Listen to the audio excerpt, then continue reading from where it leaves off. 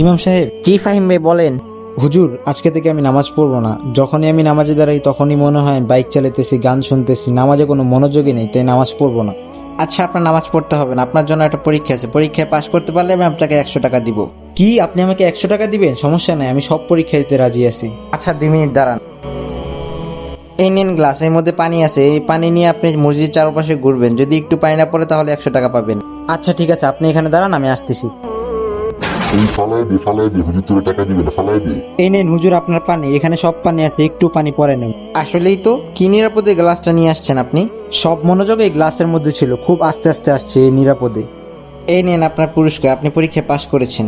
ভাই আরেকটা কথা, যেভাবে গ্লাসটা আগলায় রাখছিলেন সেভাবে যদি নামাজকে আগলায় রাখতে পারেন তাহলে দুনিয়ার কোনো কথাই মাথায় আসবে না। আসলেই তো হুজুর, এখন থেকে আমি এইভাবেই নামাজ পড়বো। এই নেন আপনার টাকা, আমার লাগবে না। মাশাল্লাহ ভাই, ভিডিওটি ভালো লাগলে চ্যানেলটি সাবস্ক্রাইব করতে ভুলবেন না।